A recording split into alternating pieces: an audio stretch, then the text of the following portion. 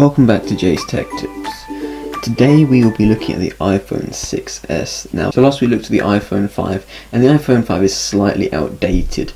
It's very slow, the touchscreen doesn't work very well, and there are a few other issues. The home button is very unresponsive sometimes, and internally, the hardware comes undone quite often. So we're going to look at the iPhone 6s. Now, let's just check the back. Okay, so this is a 16GB. I think this is the lowest it comes in. It has, the iPhone 6s, the AirPods, remote mic, the lightning cable. It doesn't tell you about the battery in the bottom of this one though. This phone that I bought here cost me £110. So these phones are quite expensive for what they actually are. I bought a case for it because they're very smooth. And the back of it feels like a plasticky metallic in comparison to the iPhone 5. Like the iPhone 5 is very hard metal. It doesn't feel as hard. It's very thin, either sheet of metal with a plastic around it, or it's just very thin metal. I'm going to say it's very thin metal. Now, this thin sheet of metal is very smooth and it's easy to drop. Look how easy it slides off my hand. And it's slightly tilted. So that's why I'm keeping the case on. Power button used to be here on the top at the 5 and then moved to the side. On the 6 and 6 onwards, I think they're on the side now. It still has the... Oh, the hair didn't go in properly. It still has the headphone jack.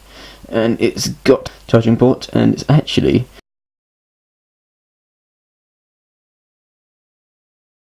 7 plus. They got rid of the headphone jack, which I still quite like quite a lot because I use it quite often.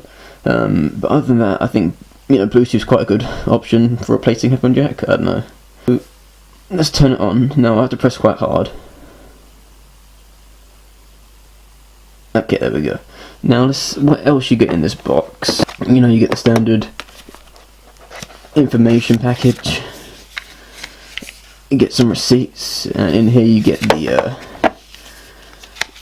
for your SIM card. You get a little pin that you put inside your phone to take your SIM in and put it out. You get your USB charging plug. You also get your headphones. Now the person I bought it off didn't have the original, so I got these ones instead. And underneath you have the lightning cable, which goes right here, which I've taken out and used to charge. Comes with a little plastic thing. Now the phone is turned on already.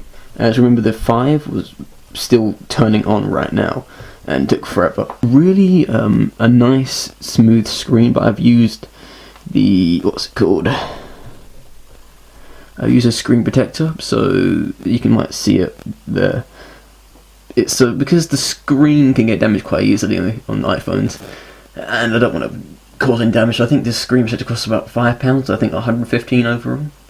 So it's a very smooth and nice feel. As a screen size, it's very nice as well.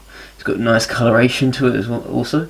And on here it has the full, I think, iOS updated version, which is 12, I think.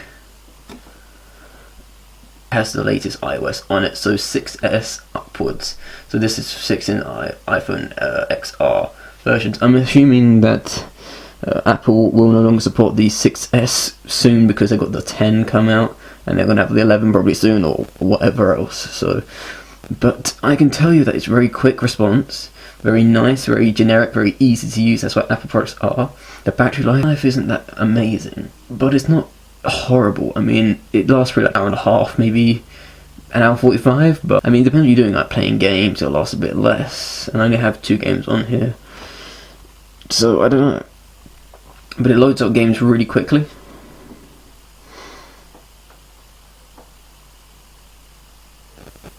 So it has new features on the camera if you did transfer from the iPhone 5. It has a better camera. It has the slow motion where you take a video and you just you actually have to physically move the camera really fast, or the object has to be going very fast in the camera's capture, and then it will slow it down for you the entire clip, which is quite nice to use. I think what I like about it most is that it's smoother to use than the iPhone 5. Like, the bigger screen obviously makes a lot of difference, but also you can see how thin it is in comparison I mean, this is with the case on, so it's a bit thicker, but it is very thin. And now, it's not, I'd say, lighter, because they both feel similar weight, but it's not horrible, I'm going to say. The weight is very nice, dimensions, not bad. iOS is upgraded to iOS 12, I think that's the latest. And iPhone 6S is very functional, very good for all-round uses.